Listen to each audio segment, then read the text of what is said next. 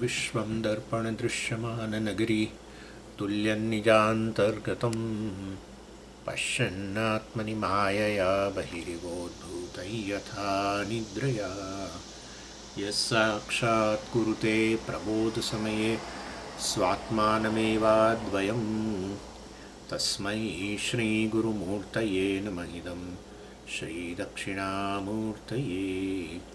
बीजस्यान्तरिवाङ्कुरो जगदिदं प्राङ्निर्विकल्पं पुनः मायाकल्पितदेशकालकलना वैचित्रचित्रीकृतं मायावीव विजृम्भयत्यपि महायोगी वयस्वेच्छया तस्मै श्रीगुरुमूर्तये नमः इदं श्रीदक्षिणामूर्तये।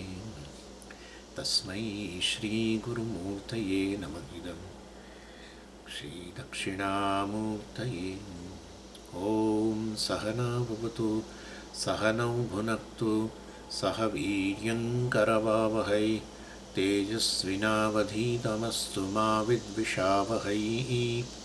ॐ शान्तिः शान्तिः शान्तिः। सदाशिवसमारम्भां शङ्कराचार्यमध्यमाम् अस्मदाचार्यपर्यन्तां वन्दे गुरुपरम्पराम्। ॐ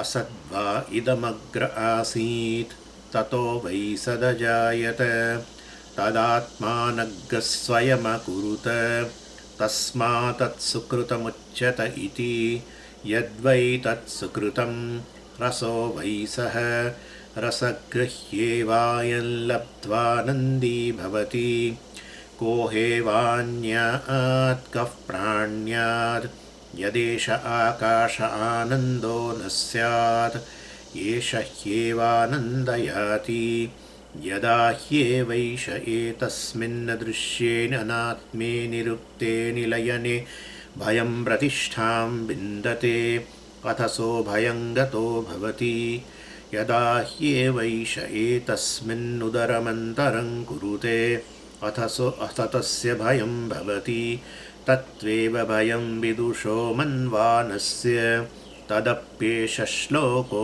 भवति। સાતમો વાક અને એમાં આપણે ચર્ચા કરી યદા હિ એવ એષઃ એતસ્મિન અદૃશ્યે અનાત્મે અનિરુક્તે અનિલયને અભયમ પ્રતિષ્ઠામ વિંદતે. બ્રહ્મ જે આવું છે અદૃશ્ય છે. અદૃશ્ય એટલે જે ક્યારેય અનુભવનો વિષય ન બની શકે પણ જેના કારણે બધા અનુભવ શક્ય બને. દૃશ્ય એટલે જેનો અનુભવ થાય છે, જેનું દર્શન થાય. દૃશ્ય એટલે જેનું દર્શન થાય એટલે કે જેનો અનુભવ થાય. અદૃશ્ય અદૃશ્ય શબ્દ વપરાય છે આત્મા માટે. અદૃશ્ય એટલે અદૃશ્ય થઈ ગયો એવું નહીં. અદૃશ્ય એટલે જે દૃશ્ય નથી, જે ક્યારેય જ્ઞાનનો વિષય અનુભવનો વિષય ન બની શકે. એ તસ્મિન અદૃશ્ય અનાત્મીય અનિરુક્તે અનિલયને જ્યારે વાસ્તવમાં આત્માને આ રીતે જાણે બ્રહ્મના રૂપમાં જે અદૃશ્ય છે વગેરે, અને ત્યારે યદા અભયમ પ્રતિષ્ઠામ વિંદતે અથ અભયમ ગતો ભવતિ, ત્યારે વાસ્તવમાં એ અભયમાં પ્રતિષ્ઠિત થઈ જાય. આત્માને આવી રીતે પોતાને આવી રીતે જ્યારે જાણે ત્યારે હું બ્રહ્મ છું વગેરે અનાત્મે બધી મેં ચર્ચા કરી ગયો છું એટલે એમાં હું નથી જતો. અને એટલે આ અત્યારે શેની ચર્ચા ચાલે કે બ્રહ્મનું અસ્તિત્વ છે, પરમાત્માનું અસ્તિત્વ છે, એ બધી ચર્ચા ચાલે છે. એટલે અને હવે અભય એટલે પેલું એક બ્રહ્મના અસ્તિત્વ માટે જે બધા કારણો અપાય એમાંનું એક કારણ છે અભયતા. એટલે કે છે અભયમ, હવે કહે છે અભયમિતિ ક્રિયા વિશેષણમ. ભાષ્યકાર કહે છે અભયામિતિ વા લિંગાંતરમ પરિણમ્યતે પ્રતિષ્ઠામ સ્થિતિમ આત્મભાવમ વિંદતે લભતે. અભય છે ક્રિયા વિશેષણ છે. ક્રિયા વિશેષણ એડવર્બ કહીએ ને આપણે અંગ્રેજી. એડજેક્ટિવ વિશેષણ જે હોય છે એ નામના વિશેષણ હોય. ક્રિયાના વિશેષણો એને એડવર્બ કહેવાય, પેલા એડજેક્ટિવ કહેવાય. એનીવે એટલે અભયમિતિ ક્રિયા વિશેષણ. એટલે એનો અર્થ શું થયો કે યથા અભયમ અથા અભયમ સ્યાત તથા પ્રતિષ્ઠામ વિંદતે. આ રીતે ક્રિયા વિશેષણ જે હોય ને એને આ રીતે સંસ્કૃતમાં સમજાવે. અભયમ પ્રતિષ્ઠામ વિંદતે, અભય ક્રિયા વિશેષણ છે અભયમ વિંદતે, બરાબર છે, ક્રિયા વિશેષણ એટલે ક્રિયા એટલે વિંદતે કંઈક પ્રાપ્ત કરે છે, એટલે અભયતા પ્રાપ્ત કરે છે એટલે એને એ રીતે ક્રિયા વિશેષણ બતાવ્યું. પછી એને સંસ્કૃતમાં આ રીતે સમજાવાય ક્રિયા વિશેષણ. યથા અભયમ સ્યાત તથા પ્રતિષ્ઠા વિંદતે, એ એવી પ્રતિષ્ઠા પ્રાપ્ત કરે જેને કારણે એને હવે કોઈ ભય ન રહે. અભયમ પ્રતિષ્ઠા વિંદતે યથા અભયમ સ્યાત તથા પ્રતિષ્ઠા વિંદતે, એ આત્મામાં એવી પ્રતિષ્ઠા પ્રાપ્ત કરે, બ્રહ્મમાં પ્રતિષ્ઠા પ્રાપ્ત કરે. આ વસ્તુ જ ખોટી છે ને, બ્રહ્મમાં પ્રતિષ્ઠા બોલો એટલે એનો અર્થ એવો થયો કે અહીંયા આ બાજુ બ્રહ્મ છે ને હવે એનું મન એ કંઈક બીજી દિશાઓમાં બધે હતું, એનું મન હવે એ બ્રહ્મમાં જઈને બેસી ગયું. આવું એટલે જાણે કે એટલે બ્રહ્મ સાથે એનું જોડાણ ભૌતિક રીતે થતું હોય અથવા બ્રહ્મથી એનો વિયોગ ભૌતિક રીતે થતો હોય એવું લાગે છે. તો પછી ભાઈ હવે જેમ અત્યારે આ મારું મન છે આની અંદર બેસી ગયું, બરાબર, અને એવી ને એવી રીતે હવે આને છોડીને બ્રહ્મમાં જઈને બેઠું. તો પણ એનો અર્થ એવો થયો કે બ્રહ્મમાં જઈને બેઠું તો બ્રહ્માએ આના જેવું એક મર્યાદિત વસ્તુ જ થઈ.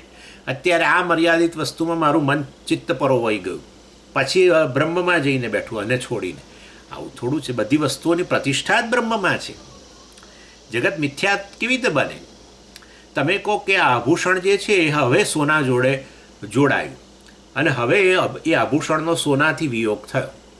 હવે અરે આભૂષણ હંમેશ માટે સોનામાં જ પ્રતિષ્ઠિત હતું, પ્રતિષ્ઠિત છે જ. તો પછી આ અભયમ પ્રતિષ્ઠા વિંદતે કેમ કહો છો? હવે પોતાને આવી રીતે હું બ્રહ્મ છું, અભય છું એવું જાણ્યું એણે. એના વિચારો જે છે બધા વિચારોનું કેન્દ્ર હવે શું બની ગયું હતું? બ્રહ્મ. એમ એટલે કે ખરેખર અંતઃકરણ જઈને હવે પ્રતિષ્ઠા એણે પ્રાપ્ત કરી, જઈને અંદર બેસી ગયું હવે બ્રહ્મમાં. અરે બ્રહ્મમાં જ છે, પરંતુ વાસ્તવની અંદર હું બ્રહ્મ છું એ પ્રકારનું એનું જ્ઞાન નહોતું. હવે આ નિધિધ્યાસન આ તે બધું જ્ઞાની યાદે શ્રવણ મનન નિધિધ્યાસનથી હવે પોતાને સ્પષ્ટ રૂપે જાણ્યું કે હું બ્રહ્મ છું અને માટે અભય છું.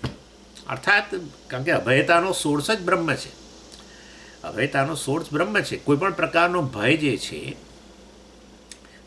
ભય વાસ્તવમાં એનું કારણ એ પરમાત્મા જ છે. પણ ચાલો હવે એ અત્યારે હમણાં નહીં, પછી આવે ચર્ચા કરીશું. એટલે અહીંયા કે છે યથા અભયમ સ્યાત તથા પ્રતિષ્ઠા વિંદતે, એટલે એ વાસ્તવની અંદર એણે એવી પ્રતિષ્ઠા પ્રાપ્ત કરી જેને કારણે એ ભયમાંથી મુક્ત થઈ ગયો. પછી ભાષ્યકાર કહે છે અભયામ ઇતિવા લિંગાંતરમ પરિણમ્યતે, અથવા ચાલો એનું લિંગ પરિવર્તન કરી દો. પ્રતિષ્ઠા સ્ત્રીલિંગ શબ્દ છે તો એનું વિશેષણ જ બનાવી દઈએ અભયને, ક્રિયા વિશેષણ નથી રાખવું. તો પછી વિશેષણ બનાવવું હોય તો પછી જેનું વિશેષણ બનાવવું હોય એનું લિંગ પછી એના આધારે એનું એ જ લિંગનું એને બનાવવું પડે. તો અભયને બદલે શું કરવું પડે? અભયા, બરાબર. પ્રતિષ્ઠા જે છે સ્ત્રીલિંગ છે, માટે અભયામ પ્રતિષ્ઠા વિંદતે. અને આ રીતે પણ આવું થતું હશે શાસ્ત્રમાં તો અભયમ લખ્યું છે, તમે અહીંયા અભયા કરી દો છો. એટલે કહે છે કે આ રીતે વાસ્તવમાં આ વસ્તુ વેદમાં આ પ્રકારે કોમન છે. આ લિંગ એવું છે કે પાણીની સૂત્રો વગેરે, પાણીની એ આપણને જે ગ્રામર આપ્યું બધા સૂત્રો વગેરે દ્વારા, એ ત્યાં બહુ કોન્શિયસલી એટલે મતલબ વિચારીને ત્યાં આવી રીતે લિંગ કે વિભક્તિનું પરિવર્તન થઈ શકે છે. એટલે અને એને ત્યાં મિસ્ટેક ગણવામાં નથી આવતી. અને માટે અહીંયા પણ આ વેદની અંદર પણ આપણે અર્થ બદલાતો ન હોય તો પછી આપણે આ રીતે પણ એને વિશેષણ બનાવીને પણ લઈ શકીએ છીએ. એટલે તમે એને અભયામ પ્રતિષ્ઠામ વિંદતે કહો કે અભયમ પ્રતિષ્ઠામ વિંદતે કહો, અર્થ એક જ રહેતો હોય તો અભયને બદલે અભયા કરી શકાય છે.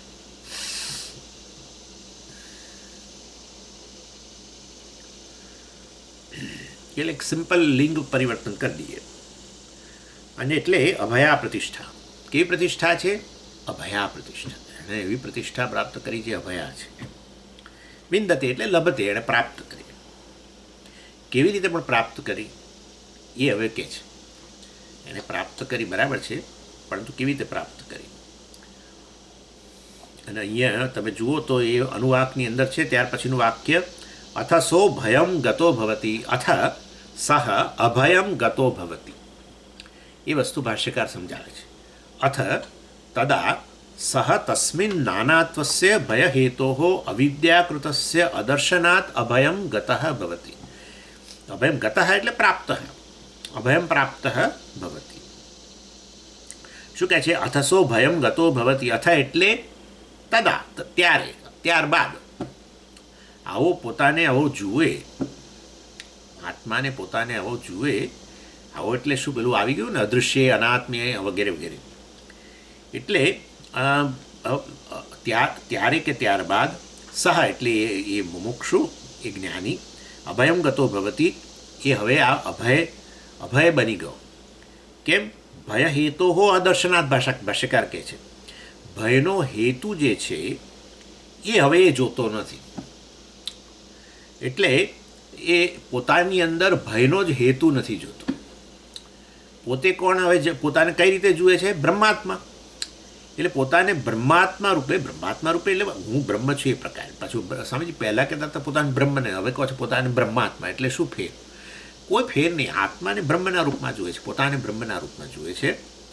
અર્થાત પોતે પોતાની અને બ્રહ્મની વચ્ચે કોઈ પ્રકારના અંતર જ નથી. વસ્તુ એને સ્પષ્ટ થઈ ગઈ છે.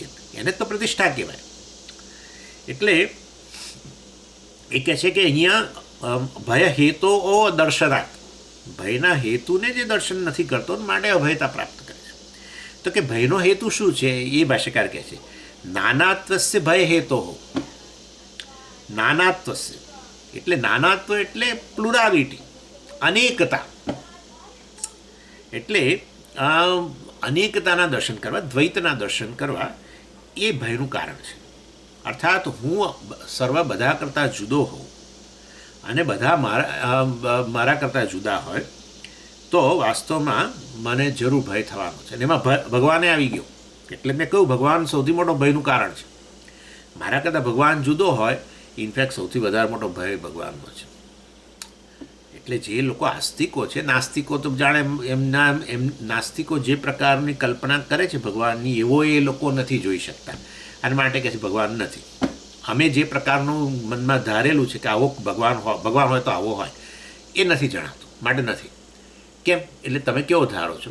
કોઈક કહે છે અમે તો, જો ભગવાન તમે તો કહેતા કરુણાનો સાગર હોય, બરાબર, અને આખા જગતનો નાથ હોય, આખા જગતનો નિયંતા હોય, તો પછી આટલું બધું જગતમાં ચાલે છે. પેલા પેલેસ્ટાઇનમાં આટલા બધા લોકો ભૂખે મરી જાય છે રોજ. બાળકો પણ કંઈક 35-40 હજાર તો બાળકો મરી ગયા કંઈક.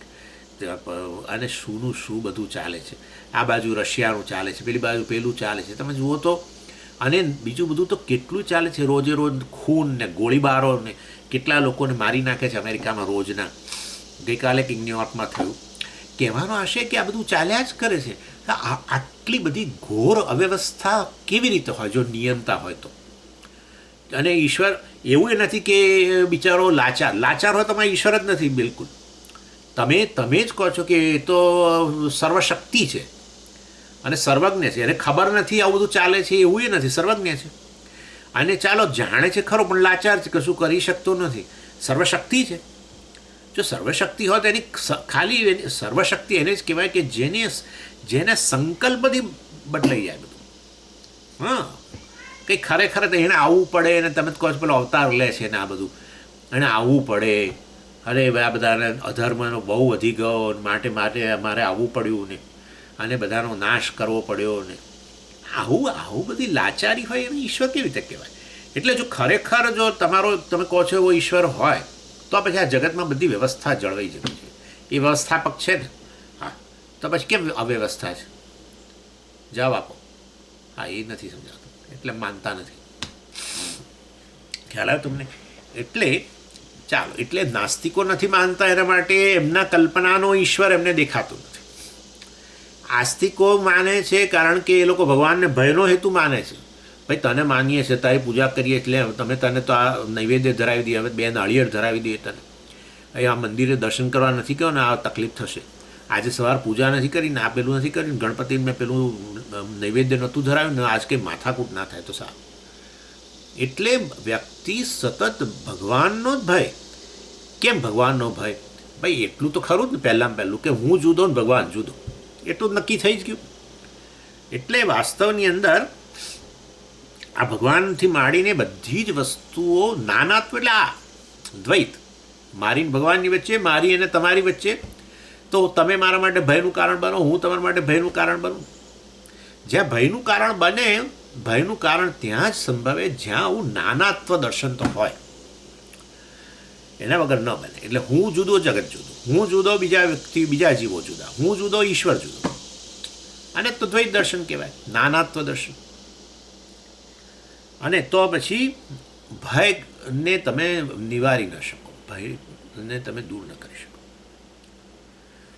અર્થાત તમે આ જે કંઈ બધું આવી ગયું, બીજા જીવો, જગત, ઈશ્વર, બધા કરતાં હું જુદો. અર્થાત હું જુદો એટલે પણ ભાઈ એ હું કેવો રહ્યો, આ બધું છે એના કરતાં હું જુદો. તો તમે કેવા રહ્યા? બસ હું આ જે શરીર, મન, બુદ્ધિ જે છે ને બસ આટલો છું હું તો. અને આવા સંજોગોની અંદર બધા પ્રકારની મર્યાદા તમને લાગે. અને આમાં બીજું કશું જ ના જન્મે, ભય જ જન્મે. જાણે પેલી તમને ખબર ને, એક બિલાડી હોય ને, બિલાડી તમે જોજો, એને ભય લાગે ને ત્યારે પેલા આમ ખૂણામાં જઈ અને આમ ટૂંટિયું વાળીને બેસી જાય. અને તમે જોજો જેવી રીતે કેવું જોતી હોય છે આમ ચારે બાજુ, જાણે અહીંથી હમણાં કોઈક મારશે મને, કે અહીંથી કોઈક આવશે, એવી આપણી સ્થિતિ છે. જગત આખું જુદું, બીજા જીવોમાંથી જુદા, ઈશ્વરમાંથી જુદો. એટલે હું તો કેવો થઈ ગયો હવે, એ અનેક પ્રકારની મર્યાદાવાળો. સમજો. હા, હું કંઈક જુદું કહેવા જઈ રહ્યો છું. કારણ કે આ બહુ સામાન્ય આર્ગ્યુમેન્ટ આવો જ છે કે ભયનું કારણ કેવી રીતે બને. લો સમજી, તમારી સામે આ પડ્યું છે, તમે જુદા, એ જુદા, તમને ભય લાગે છે એનાથી? ના, નથી લાગતો. તો કેમ આવું બધું ખોટું બોલો છો કે આ બસ દ્વૈત દર્શન હોય, આ જુદું છે, હું જુદો છું, દ્વૈત દર્શન. બોલો તમે આ ભયનું કારણ બન્યું? નથી બન્યું. તો ભાઈ કેમ અમને ખોટું કહો છો? એટલે હું કહું છું, શું કઈ વસ્તુ ભયનું કારણ બને છે સમજજો. એટલે આઈ એમ એલિનેટેડ ફ્રોમ હોલ. હું બધા કરતાં જુદો છું, એ બધા મારા કરતાં જુદા છે. અને એ બધા એટલે કેટલા પણ, આખું જગત. તમે વિચાર કરો, વન વર્સિસ હોલ છે ને એવું. એટલે વાસ્તવની અંદર ત્યારે પછી ભય ઉત્પન્ન થાય. દ્વૈતમાંથી ભય ઉત્પન્ન થાય એટલે કઈ રીતે? કે હું આ બધા કરતાં જુદો છું, એ બધા મારા કરતાં જુદા છે. અને ત્યારે વાસ્તવમાં એ પ્રકારની બુદ્ધિને કારણે ભય ઉત્પન્ન થતો હોય છે. અને આ ભય બહુ નેચરલ. એકવાર આવું થઈ ગયું કે હું બધા કરતાં જુદો, બીજા જીવો કરતાં જુદો, તમારા કરતાં જુદો, પેલા ભાઈ કરતાં જુદો, પેલા બેન કરતાં જુદો, આના કરતાં જુદો, વાઘ કરતાં જુદો, સિંહ કરતાં જુદો, ફલાણા કરતાં જુદો, અને બીજી બધી જગતની બીજી વસ્તુઓ કરતાં હું જુદો, મતલબ સમગ્ર જગત કરતાં હું જુદો, જીવો કરતાં જુદો, ઈશ્વર કરતાં જુદો, હું એનાથી જુદો, એ મારાથી જુદા, અન્ય, એ અન્ય છે, હું અન્ય છું. અન્ય અસૌ અન્ય અહમસ્મી. એટલે હું અન્ય છું, એ અન્ય છે. આ રીતે વાસ્તવમાં પછી એક વસ્તુ નહીં, બધું મારાથી જુદું થઈ ગયું ને, ઈશ્વર, બીજા જીવો, જગત, જળ જગત, બધું. અને ત્યારે વાસ્તવની અંદર પછી ભય બહુ સ્વાભાવિક છે. કારણ કે જે તમારા કરતાં જુદું છે એ બહુ મોટું છે. બહુ મોટું એટલે બહુ મોટું. એક વિચાર કરો ને, તમારી સામે એક એવી કોઈ વ્યક્તિ આવીને ઊભી રહી જાય જે 12-15 ફૂટ મોટી હોય. કલ્પના કરો, 15 ફૂટ હાઈટ અને તગડી વ્યક્તિ તમારી સામે આવીને ઊભી રહી જાય, ખાલી તમારી સામે જુએ જ, બસ બીજું કંઈ નહીં, તો તમને ભય લાગી જાય છે. તો આવડું મોટું વિશાળ જગત જે છે, એ વિશાળ જગત કરતાં હું જુદો છું, એ પ્રકારના ખ્યાલથી ભય બહુ નેચરલી આવી જાય. એટલે આ હું એક વ્યક્તિ અને આ બધું મારાથી જુદું, જો આ વ્યક્તિપણું આપણે એન્જોય કરી શકીએ, જો આપણે સમજીએ કે ખરેખર આ વ્યક્તિપણું એ તો સપાટી પરનું છે, ખરેખર જે કાંઈ છે એ એકમાત્ર હોલ, પૂર્ણ વસ્તુ જ છે. સાચી વસ્તુ તો પૂર્ણતા છે. પૂર્ણતા એટલે બ્રહ્મ. અર્થાત કોઈ પ્રકારનું ડિવિઝન, કોઈ પ્રકારનું દ્વૈત, કોઈ પ્રકારનો ભેદ ખંડ છે જ નહીં. એવું સમજ્યા પછી આપણે વ્યક્તિ તરીકે જે કંઈ આપણે જાગ્રત અવસ્થા વગેરેમાં કરીએ તો એ વાસ્તવમાં આપણે એને એન્જોય કરી શકીએ. અર્થાત આ બધી વસ્તુ એક ઈશ્વર છે કે બ્રહ્મ છે, મારી સહિત બધું બ્રહ્મ જ છે, અર્થાત હું જ આ બધું અખંડ જગતના રૂપમાં છું વગેરે. એટલે એ દર્શન એકવાર હોય પછી હવે જે આપણે વ્યક્તિ તરીકે આપણે જ્યારે પોતાને જોઈએ ત્યારે જાણીએ છીએ કે તો સપાટી પરનું છે, અથવા તો એક વ્યક્તિ તરીકે મારું એક આ આખી સ્કીમની અંદર એક સ્થાન છે. જેમ પેલો ઓર્કેસ્ટ્રાની અંદર પેલી એક વ્યક્તિ જે હોય, જે અનેક પેલા હોય મ્યુઝિશિયનો પોતપોતાના ઇન્સ્ટ્રુમેન્ટ સાથે, પણ દરેકને એવો ખ્યાલ છે કે આ આખા ઓર્કેસ્ટ્રામાં મારું સ્થાન છે, હું મારું જે આ વાજિંત્ર વગાડું એનો પણ પ્રદાન છે એની અંદર, એનો યોગદાન છે, એનું કોન્ટ્રીબ્યુશન છે. એટલે આ રીતે ત્યારે પછી એ વ્યક્તિ પણ મને નડે નહીં. પરંતુ આવું કંઈ ખબર જ ના હોય કે આવું આ પ્રકારનું બ્રહ્મ જ વાસ્તવમાં જે કાંઈ છે બ્રહ્મ છે એ પ્રકારે ન ખબર હોય ત્યારે પેલું વ્યક્તિપણું જે છે નડે, કારણ કે મારા કરતાં આખું જગત જુદું થઈ ગયું. એટલે ભાષ્યકાર કહે છે નાનાત્વસ્ય ભય હેતુ, નાનાપણું દ્વૈતપણું ન હોય તો ભયનો હેતુ ન રહે. એટલે દ્વૈતાથી ભયમ ભવતી જે કહ્યું છે એ વસ્તુ સાચી નથી. જો એટલે બરાબર સમજીએ નહીં તો શાસ્ત્રમાં કહ્યું છે એટલે સાચી નથી એવું તમે સ્વામીજી ન બોલી શકો. બિલકુલ બરાબર. એ બોલવું એ બસ સ્વચ્છંદતા કહેવાય, અહંકાર કહેવાય કે દ્વૈતાથી ભયમ ભવતી શાસ્ત્રમાં કહ્યું હતું કે આપણે કંઈ સાચું નથી. અર્થાત આપણે એ વસ્તુ બરાબર ન સમજીએ તો આપણને એ ખોટું જાણે, પણ એ ખરેખર આપણે ભૂલ અહીંયા છે. દ્વૈતમાંથી ભય ઉત્પન્ન થાય એ કઈ રીતે કે વાસ્તવમાં આ હું જુદો છું અને આ સમગ્ર જગત જુદું છે. એટલે એલિનેશન, બધા કરતાં હું અલગ છું, જુદો છું. અને જેનાથી જુદો તમે તમારી જાતને જુઓ એ બહુ વિશાળ છે. જગત જુઓ અને જીવો સહિતનું આ સમગ્ર જગત જુઓ કે ઈશ્વર જુઓ, અને માટે ભય ઉત્પન્ન થાય. અને તો આમ સામાન્ય રીતે એક જણ મને કહ્યું સ્વામીજી આ ખોટું છે, ભય તમારા બે હાથ જુદા જુદા છે, બોલો એક હાથને બીજા હાથનો ભય છે? આમ કહું આપણે મેં કહું કે બે હાથ જે છે એ બંને વાસ્તવની અંદર ખરેખર બેમાં એક જ અહમ બેઠેલો છે, માટે ભય નથી. હા, આમાં અહમ છે અને આમાં અહમ નથી તો આનો ભય હોય. એટલે બંનેમાં હું જ બેઠો છું. તમે મને અહીંયા અડો તો હું કહું મને અડ્યા, અહીંયા અડો તો હું કહું મને અડ્યા. એટલે વાસ્તવમાં એક જ અહમ હોય બંનેમાં, તો પછી જ્યારે આવો ભેદ દેખાય બે હાથ જમણો ડાબો વગેરે, તે કેવો અભેદ છે? સપાટી પરનો ભેદ છે. પછી ન નડે, પછી ભય ઉત્પન્ન ન થાય. એટલે સમજો સમજી મારી સામે હું તો અત્યારે રસોડામાં છું, મારી સામે આ ટામેટા પડ્યા છે, તો મને તો કંઈ ટામેટાનો ભય નથી. હું મારી જાતને ટામેટા નથી કહેતો, અને ટામેટું મારા કરતાં જુદું છે મને ખબર છે, એ લાલ રંગનું છે ને તો આ કહેવાય શાકભાજી કહેવાય, હું શાકભાજી નથી.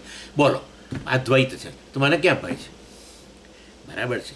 એટલે કહેવાનો આશય જ્યારે કે અદ્વૈત વસ્તુ એ રીતે ભય ઉત્પન્ન ન કરે, પરંતુ હું બધાથી જુદો છું, એ બધા કરતાં અલગ છું, એ બધા મારા કરતાં અલગ છે, અને ખાલી એક ટામેટા નહીં ઓવરઓલ આખું જગત, ત્યારે વાસ્તવમાં આપણને એક વિષય ભય ઉત્પન્ન થતો હોય છે.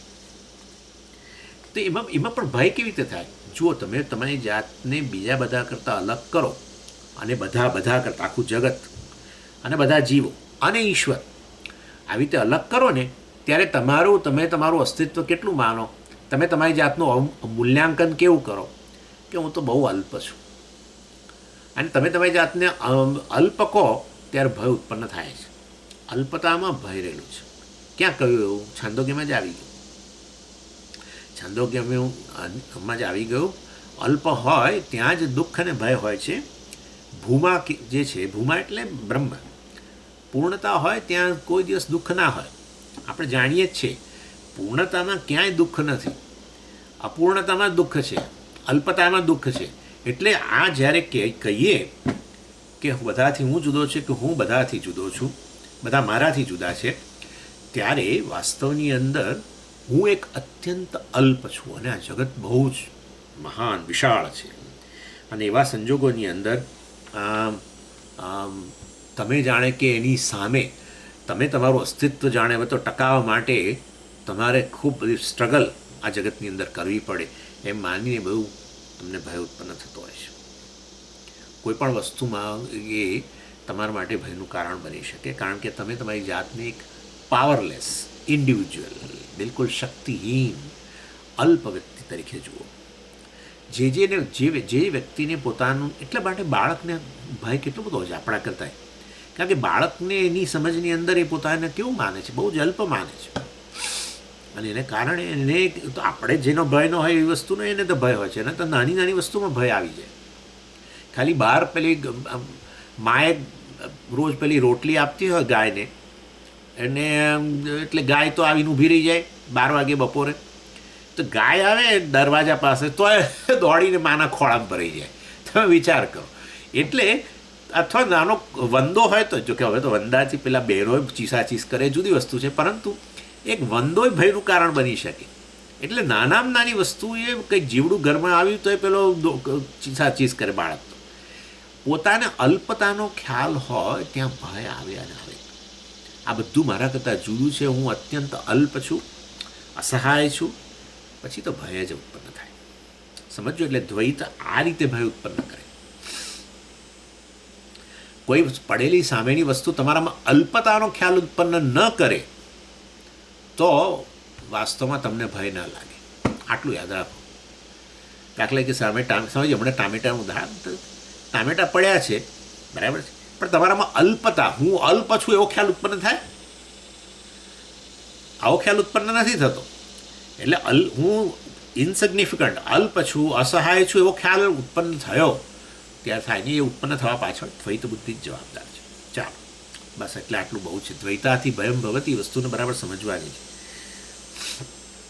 પણ આ રીતે નાના, એ તો વાસ્તવની અવિદ્યાકૃત દર્શન, એટલે અહીંયા આચાર્ય કહે છે એ તો અવિદ્યાકૃતસ્ય દર્શનાત, અવિદ્યાકૃતસ્ય નાનાત્વસ્ય ભય હેતો હો અવિદ્યાકૃતસ્ય, એ તો પોતાની જાતને નહીં જાણવાને કારણે છે. અને માટે વાસ્તવની અંદર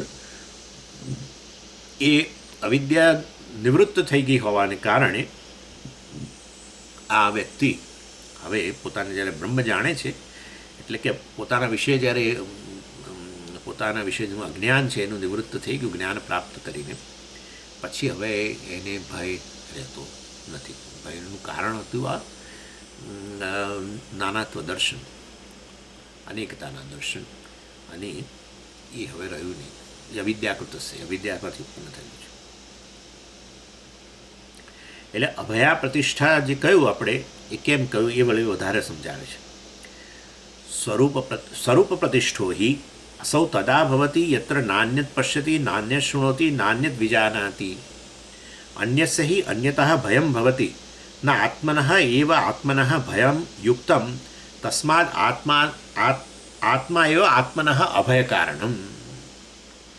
એટલે અથસો ભયમ ગતો ભવતી, બરાબર ને? એટલે એની અંદર એ, અને આગળ એમની આપણે પેલું અભયામ પ્રતિષ્ઠા બિંદત એક પણ કહ્યું. એટલે અભયા પ્રતિષ્ઠા જે કહ્યું એ કેમ કહ્યું હતું એ વસ્તુ હવે વધારે સમજાવે છે. એટલે કહે છે કે એ આ રીતે અભય બની ગયો કારણ કે એણે પ્રતિષ્ઠા પ્રાપ્ત કરી. પ્રતિષ્ઠા એટલે પ્રતિષ્ઠાને નિષ્ઠા પણ આપણે કહેતા હોઈએ છીએ, પોતાના સ્વરૂપમાં નિષ્ઠા, બ્રહ્મનિષ્ઠા વગેરે.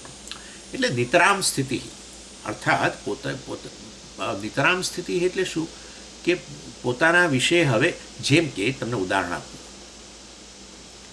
આપણે અત્યારે હું મનુષ્ય છું એ પ્રકારનો આપણો જે ખ્યાલ છે એ વસ્તુ કેવી છે? સ્પષ્ટ છે. તમારે તમારી જાતને યાદે હવે નથી કરવું પડતું. ક્યારે એવું યાદ કરો છો, હવે હું મનુષ્ય છું, મારે યાદ રાખવું જોઈએ. આવું કરતા એનો અર્થ એવો થયો કે તમે દેહનિષ્ઠ છો.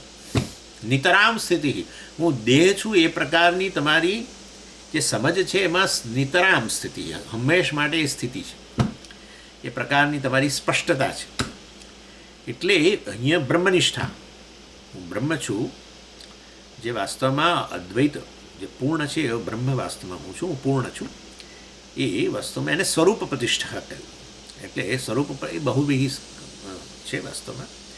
એટલે જેણે પોતાના સ્વરૂપમાં આ રીતે પ્રતિષ્ઠા, મેં તમને કહ્યું, સ્પષ્ટતા પ્રાપ્ત કરી.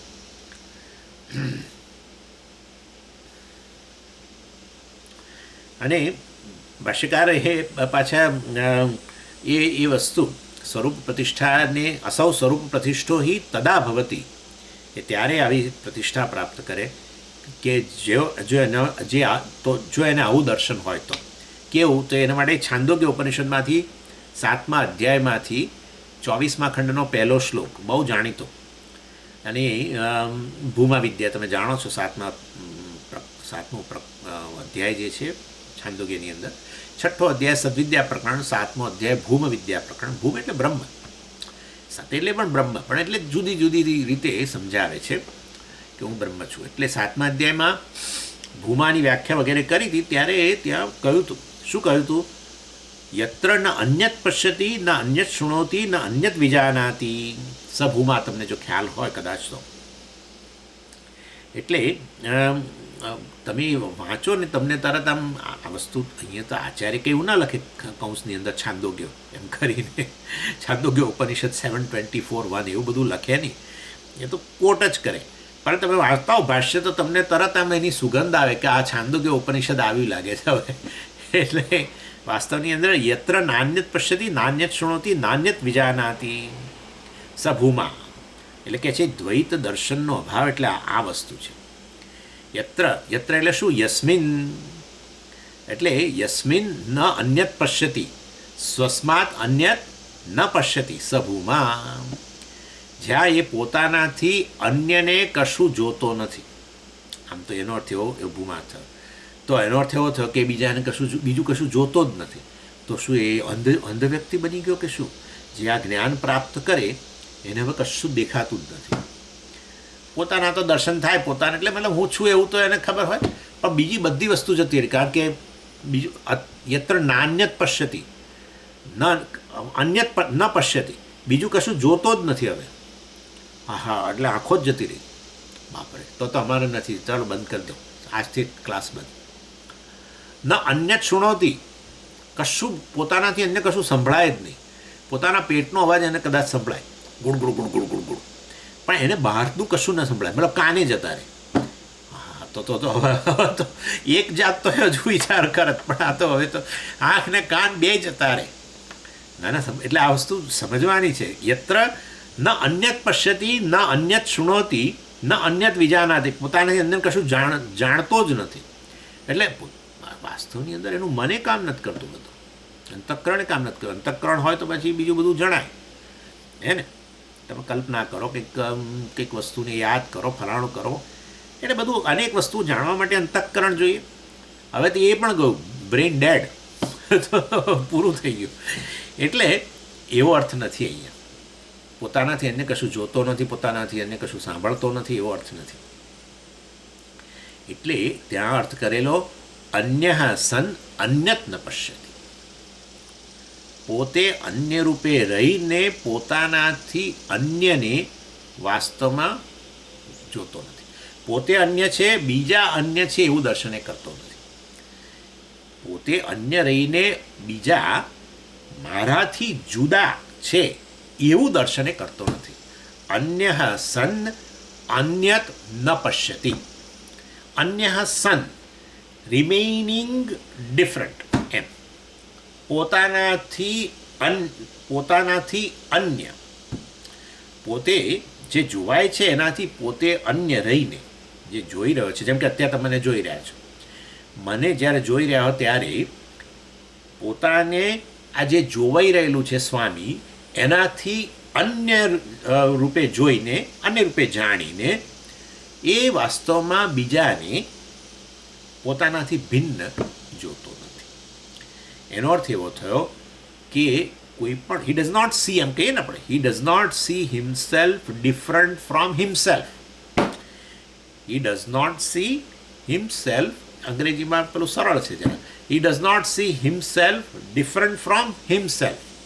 કોઈ પણ વસ્તુને જુએ ત્યારે વાસ્તવમાં એ વસ્તુને પોતાનાથી અન્ય રૂપે જોતો નથી. જુએ તો ખરો જ.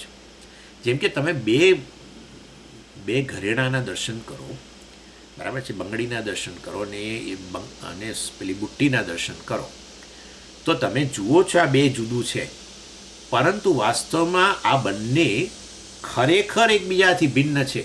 બંગડી બુટ્ટીથી ભિન્ન રહીને, કલ્પના કરો, બંગડી બુટ્ટીથી ભિન્ન રહીને બુટ્ટીને પોતાનાથી અન્ય રૂપે જોતો નથી. તો એટલે શું જુએ છે? ભલે ને બુટ્ટી નામરૂપ દેખાય, પોતે એક નામરૂપવાળો, સામે બીજા નામરૂપવાળો, પરંતુ વાસ્તવની અંદર એ તો સપાટી પરનું છે. જે છે કેવળ એક આત્મા જ છે. સત્ય વસ્તુ તો કેવળ એક આત્મા જ છે. એ વસ્તુ કહેવાના છે. એટલે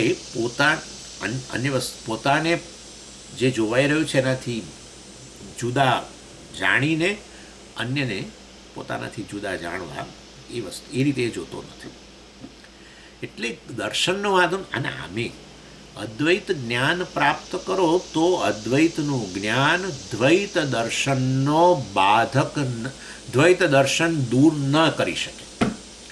અદ્વૈત જ્ઞાન દ્વૈત દર્શન દૂર ન કરી શકે. દ્વૈત દર્શન એટલે મતલબ આ પ્રકારે આ જુદું, આ જુદા છે, આ જુદા, મતલબ કે આ જુદું રૂપ છે, આ જુદું રૂપ છે. કારણ કે રૂપ તો ભિન્ન છે જ નહીં, પણ જે રૂપ છે એ જ સત્ય છે, એ નામરૂપ જ સત્ય છે. એનાથી આગળ એનું કોઈ તત્વ જ નથી, એ વાત નથી. સ્વાભાવિક છે. કુંડું હોય અને એક ઘડો હોય, રૂપની દ્રષ્ટિએ તો ભેદ છે જ ને. દેખાય ને તમને આંખથી, આંખ તો રૂપના દર્શન કરે. તો આ જુદું છે, આ જુદું છે એવું જ્યારે કહીએ ત્યારે ખરેખર વાસ્તવની અંદર તત્વતઃ જુદું છે એવું નહીં. બરાબર છે. તત્વની દ્રષ્ટિએ તો બંને એક જ વસ્તુ છે. એમ એ રીતે તમારે યાદ રાખવાનું. એનીવે, એટલે જે સ્વરૂપ પ્રતિષ્ઠ પોતે વાસ્તવની અંદર પોતે બ્રહ્મ છે, એ વસ્તુને જાણતો હોય ત્યારે પોતાનાથી અન્યને એ કશું જોતો. પોતાને જો એક જીવ કે એક વ્યક્તિ કહે તો પછી બીજા નામરૂપધારી બીજી વ્યક્તિ, અને ત્યારે પછી એ ભય વગેરે નહીં. પણ આ તો જાણે છે કે આ રૂપ જે સામે દેખાઈ રહ્યું છે સ્વામી, એક નામરૂપ, આ બીજું નામરૂપ. વાસ્તવમાં બંને રૂપની પ્રતિષ્ઠા તો કેવળ શેમાં છે? બ્રહ્મમાં છે. બ્રહ્મ હું છું. એટલે અન્યસ્ય હિ અન્યતઃ ભયમ ભવતી. વાસ્તવમાં એ પ્રત્યેક જે તે વ્યક્તિને ભય શેનાથી હોય છે? અન્યથી હોય છે. અન્ય વસ્તુથી પણ હોઈ શકે. અન્ય દ્રષ્ટિ, મતલબ એ દ્રષ્ટિ ક્યાં રહેલી છે? એક છે ચક્ષુ દ્રષ્ટિ અને એક છે બીજી દ્રષ્ટિ અહીંયા. બે ઘડાના દર્શન કરવા ચક્ષુથી, અને માટે ખરેખર બે વસ્તુ છે એવું નક્કી કરવું ક્યાં? અહીંયા. ત્યાં નથી થતું. ત્યાં એક જ નક્કી થાય છે, માટી છે. એ દ્રષ્ટિ અહીંયા છે. એકત્વ દ્રષ્ટિ અહીંયા છે. રૂપ દ્રષ્ટિ આંખથી છે. એટલે આંખથી જે દર્શન થાય એ વસ્તુને સાચી એ બુદ્ધિમાં જોતો નથી. સમજી ગયા? આવી વાત છે. આટલા માટે પર સ્વામીજી, પૂજ્ય સ્વામીજીએ કહ્યું, પર ત્રિભુવનદાસ ભીમજીવાળાએ જ્યારે બોલાવે એમને મુંબઈમાં, આવો અમારા, એટલે કંઈક એમને કંઈક ઇનાગ્યુરેશન, કોઈ નવી દુકાન વગેરે, અને ત્યારે ગયા ત્યારે સ્વામીજીને પછી તો મહારાજ આવ્યા એટલે એમને કંઈક ભેટ તો આપવી પડે, દક્ષિણા.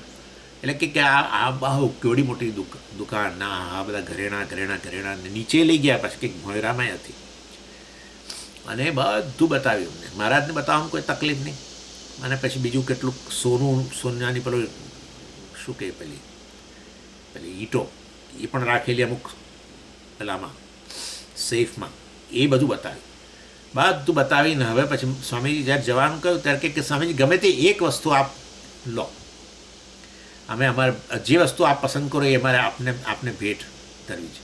હવે મહારાજને શું પેલું આ બધી અછોડા ને ફલાણા એને છે, એને શું લાગે વળગે ચેઇન ને કે જે હોય તે સોનાની.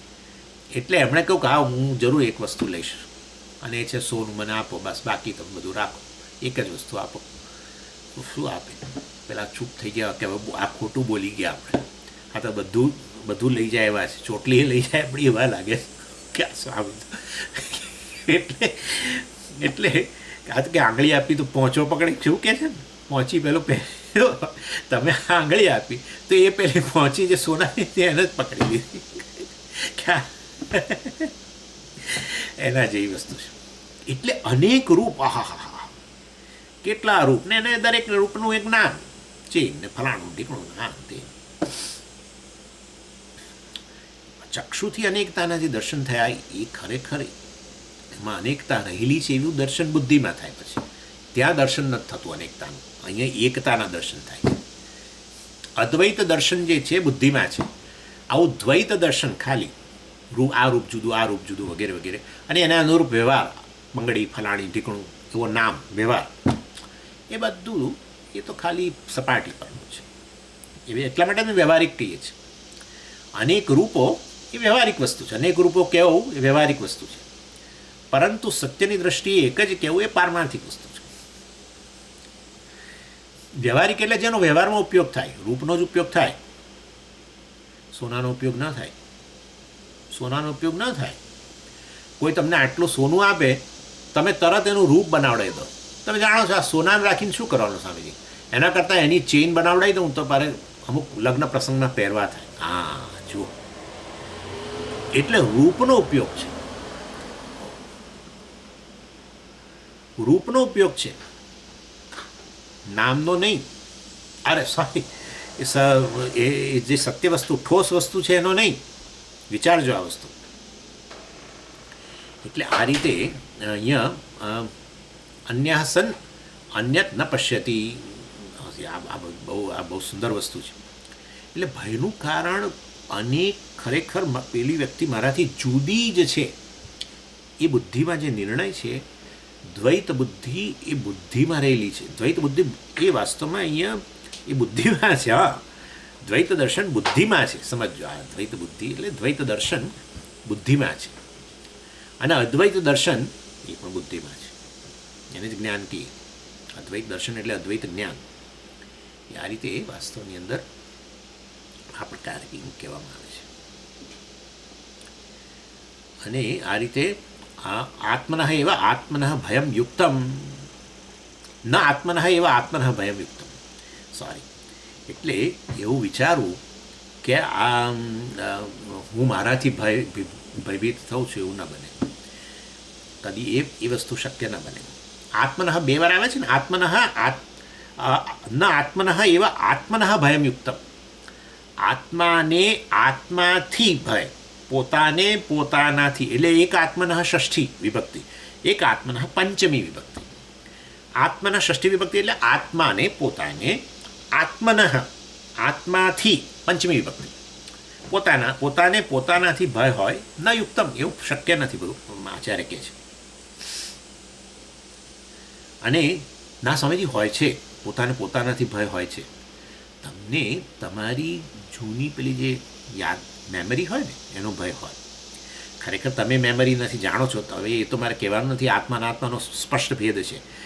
તમે આગળ વધુ પહેલાં કહી દઉં, જે કંઈ યાદદાસ્ત છે, તમારી મેમરી જે છે, એ મેમરી તમે શેમાંથી તમે ભેગી કરી, અનુભવ થયો એમાંથી.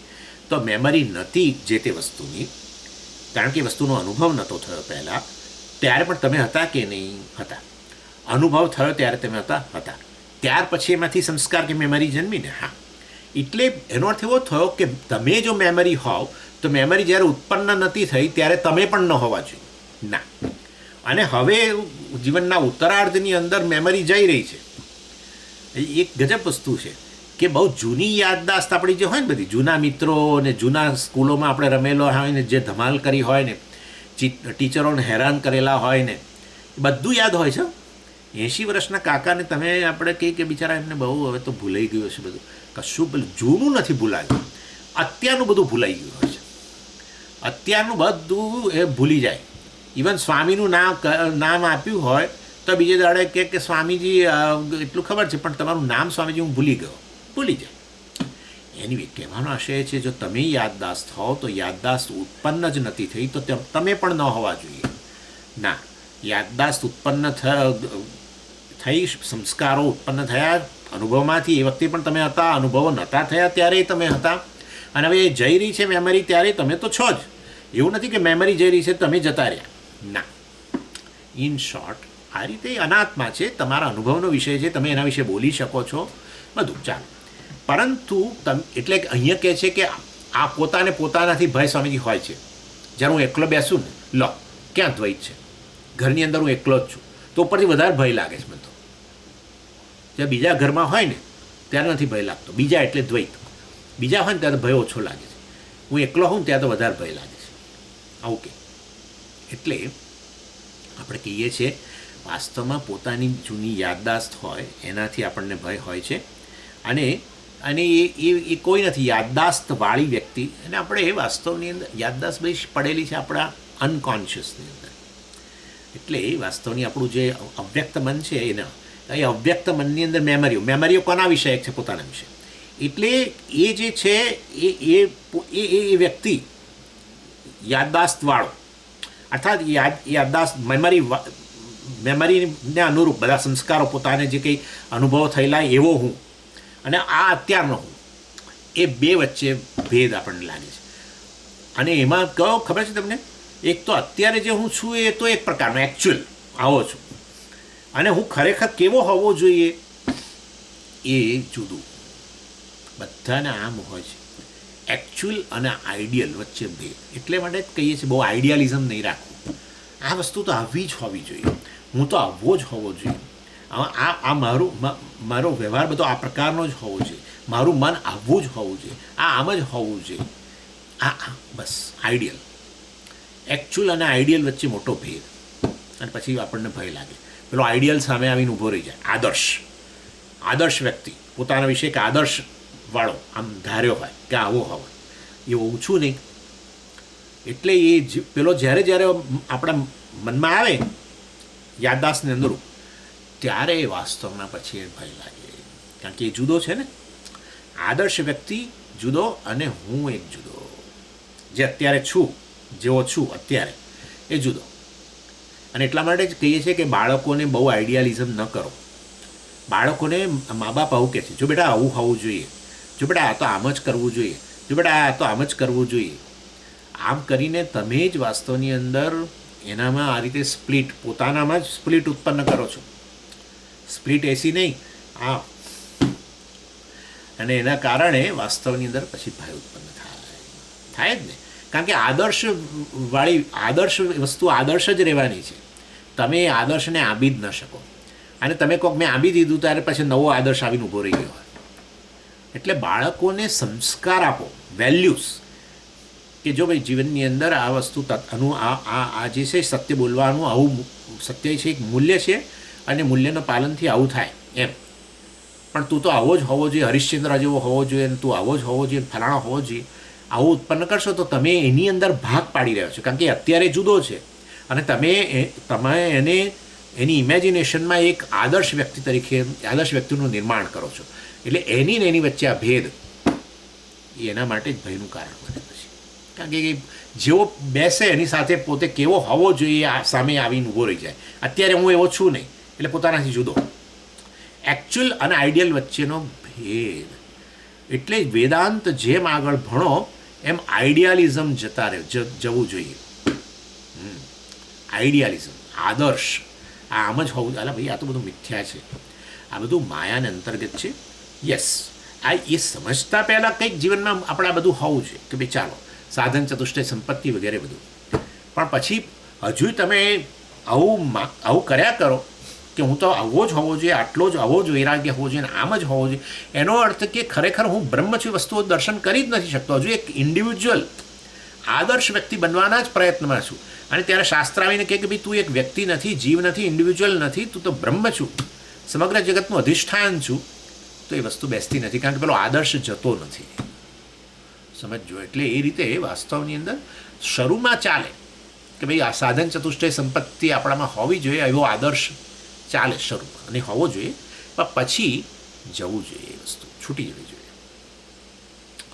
એનીવે, એટલે તમે તમારાથી ભય જે ઉત્પન્ન થયો એ જે કહેતા હો તો આ રીતે જેવા બેસો ને એની સાથે જ પેલું યાદ આવે, અરે મારા જીવનમાં આમ કર્યું હોત તો સારું થાત, આ ખરેખર મારે જે બનવું તો એ બની ના શક્યું, મારા વ્યવહારમાં આવું થઈ જાય છે. સમજી, મને બહુ આમ અંદરથી ખટકે છે. મારા આમ લોકોએ મને કહે છે કે તમે આવા સ્વભાવના કેમ છો, આમ છે તેમ. ખ્યાલ આવે તમને? એટલે તમે તમારી જાતને એક આદર્શના રૂપમાં જોવા માગો છો અને છો નહીં. એટલે પછી એ બે વચ્ચે ભેદ પડ્યો અને એ રીતે એ ત્યાં દ્વૈત ઉત્પન્ન થયું અને એ ભયનું કારણ બન્યું. તમારા વિશેનો આદર્શ, તમે એક આદર્શ વ્યક્તિના રૂપમાં જે તમે જોવા માગો છો, જે છો નહીં, એ જ તમારી માટે ભયનું કારણ બને. ચાલો, તસ્માદ આત્માનેવ આત્મનઃ અને એટલે વાસ્તવની અંદર આત્મા એવા આત્મનઃ અભય કારણ માટે આત્મા તો આત્મા માટે વાસ્તવમાં અભયતાનું કારણ છે. જો તમે આત્માને બ્રહ્મના રૂપમાં જાણો તો આત્માનું ભયનું કારણ ન બની શકે.